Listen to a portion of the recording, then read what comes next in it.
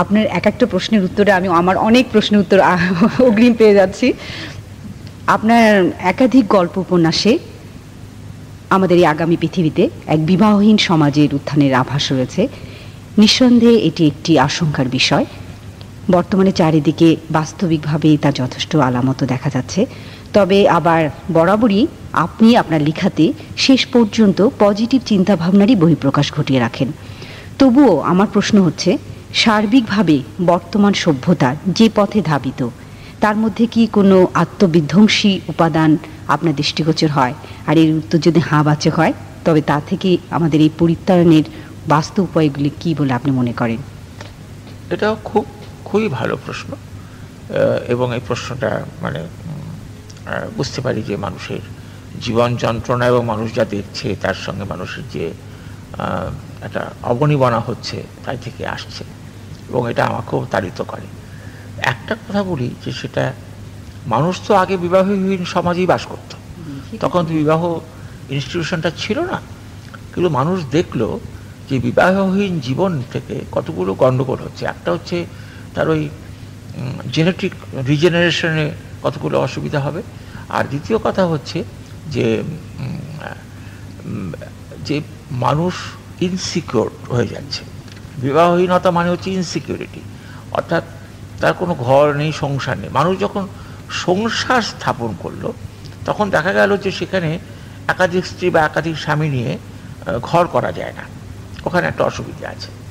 ফলে মানুষ প্রয়োজনেই কিন্তু বিবাহ প্রথাটা সৃষ্টি করেছিল, প্রয়োজনে করেছে। ভীষণ স্টার নেসেসিটির ফলে মানুষ সংসার করলো, মানুষ বিবাহ পরিবার প্রতিষ্ঠা করলো, এবং এই পারিবারিক জীবন মানুষ যাপন করতে শুরু করলো।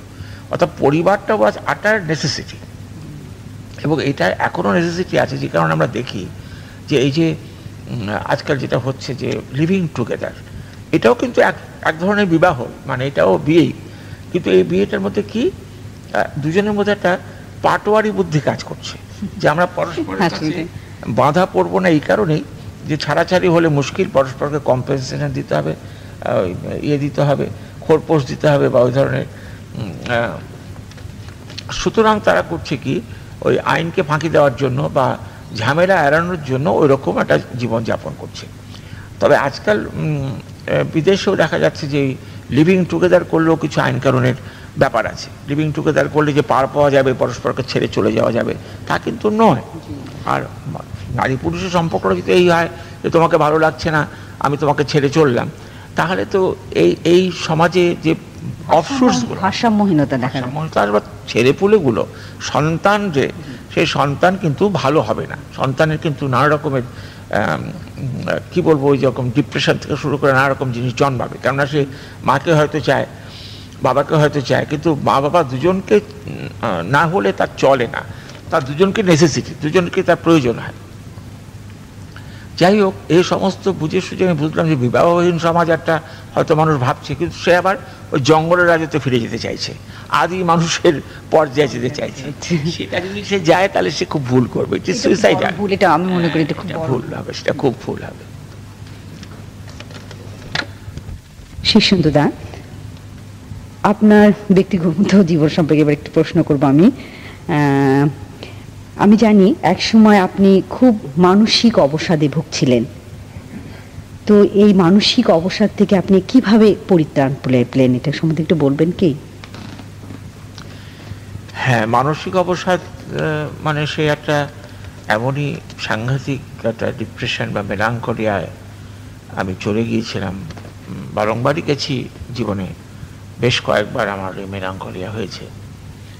তো 1964 সালে আমার যে মেলাঙ্কলিয়াটা হলো, সেটা ছিল এমনই একটা অবসাদ, এমনই একটা সাংঘাতিক বিষাদ রোগ যে আমার জীবনের উপর থেকে সমস্ত আকর্ষণ একদম নষ্ট হয়ে গিয়েছিল। সমস্ত পৃথিবীটা আমার কাছে একটা কালো, অর্থহীন, বসবাসের অযোগ্য, বেঁচে থাকার অযোগ্য। আমার মনে হতো যখন এটা মনে হচ্ছে যে আমি যেন আমার নিজের মৃতদেহ বহন করে নিয়ে যাচ্ছি, বেঁচে থাকার আর কোনো মানেই হয় না। এটা হঠাৎ করে আপনি এরকম একটা ভাব আসলো কেন? ছেলেবেলা থেকেই হতো, কারণ একটা অস্তিত্বের সংকট, কারণ আমি আইডেন্টিটি হারিয়ে ফেলতাম। আমার মনে হতো যে এই যে আমার চারদিকে যে ফলিত জগৎ, এই যে আকাশ বাতাস, চারদিকের এই যে বস্তুপুঞ্জ, এই সব কিছুর সঙ্গে নিজেকে রিলেট করতে পারতাম না, অর্থহীন মনে হতো। আমি পরবর্তীকালে পড়েছি যে ওয়ার্ডসওয়ার্থেরও নাকি এরকম হতো। কবি ওয়ার্ডসওয়ার্থ নাকি এইরকম সময়ে ওই পাথরে হাত রেখে আর একটা পাথর দিয়ে নিজের হাত ঠুকতেন to gain back his senses. আমার তাতেও লাভ হতো না। আমার এটা এমনই ডিপ ছিল, এমনই গভীর ছিল যে আমি একদম মানে বেঁচে থাকার আর কোনো অর্থ, আর কোনো মানে এবং আর কোনো প্রয়োজন আছে বলে আমার একদম বিশ্বাস হতো না। কিছু কিছু দিনের জন্য আমার এরকম একটা অদ্ভুত ধরনের একটা নেতিবাচক মানসিকতার জগতে পৌঁছে যেতাম।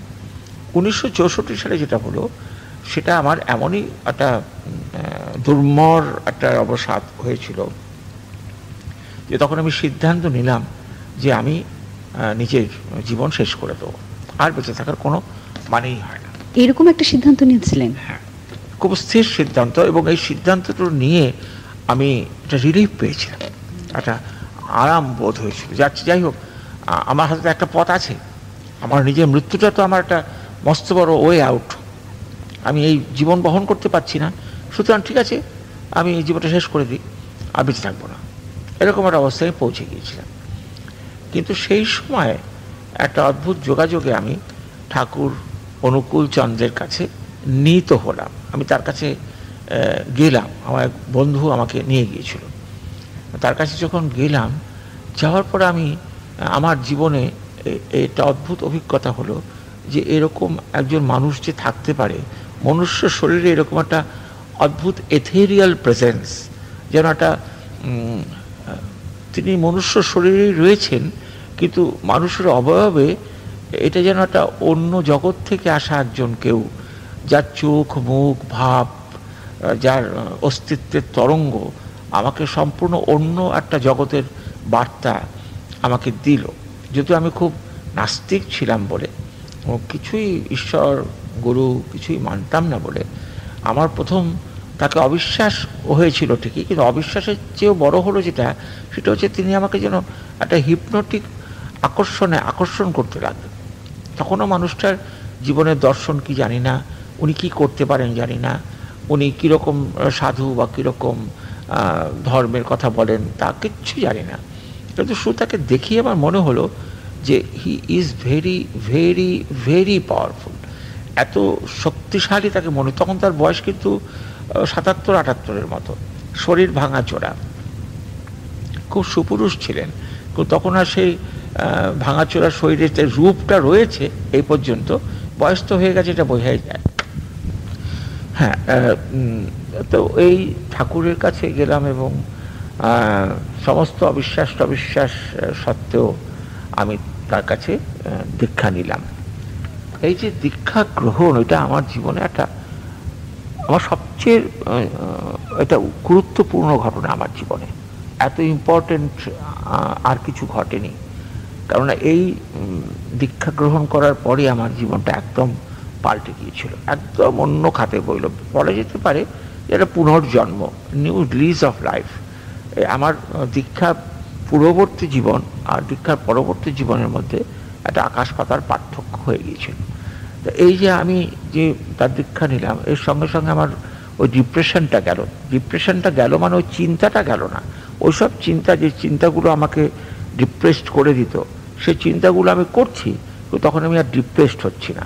তখন চিন্তাগুলো করতে সেগুলো আমাকে বরং খানিকটা সাহায্যই করছে। তো এই যে জীবনের একটা তরঙ্গ পাল্টে যাওয়া, এটা ঠাকুরের কাছে গিয়ে আমার প্রথম হলো।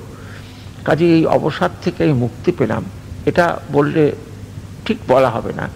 অবসাদটা আমাকে আর কাবু করতে পারলো না ঠিকই, কিন্তু অবসাদের কারণগুলোকে আমি সুন্দরভাবেই অ্যানালাইসিস করতে পারছিলাম কেন হচ্ছে। এবং আমার এটা মনে হলো যে নানান কারণে মানুষের যে মানসিক অবসাদ আসে, তা থেকে মানুষকে মুক্তি দেওয়া একান্ত দরকার।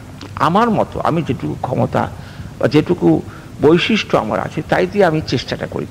এই যে নাসিম আমাকে প্রশ্ন করেছিল যে আপনার লেখায় যে মৃত্যুকে আপনি করেন না বা সমর্থন করেন না, আপনার লেখা পড়লে বোঝা যায় পজিটিভ লেখা। এর কারণ হচ্ছে ওই যে মানুষের জীবন ওসব তো আছেই, ট্র্যাজেডি আছেই, কিন্তু সেগুলোকে প্রমিনেন্ট করাটা আমার কাজ নয়। বরং আমার লেখা পড়লে যদি if it helps people to live, তাহলে সেটাই আমার করা উচিত। এটা আমার ব্রত।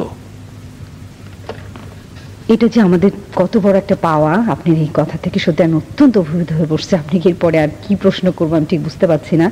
তো এখান থেকে আমরা একটা অভিজ্ঞতা নিলাম যে আপনার এখান থেকে নতুন জীবন শুরু হলো এবং সেই নতুন জীবন থেকে আমরা আপনাকে পেলাম। তো এবার তাহলে একটু ভিন্ন পরিবেশে যাই, কারণ আর মনে হয় একটু হালকা প্রশ্নের দিকে যাই।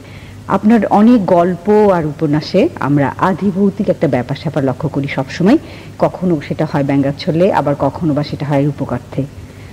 আমরা এবার আপনার কাছে জানতে চাইবো, আপনার ব্যক্তিগত জীবনে আপনি কখনো কোনো ভৌতিক বা বৈজ্ঞানিক ব্যাখ্যার অতীত কোনো ঘটনার বাস্তব অভিজ্ঞতা লাভ করেছেন কি?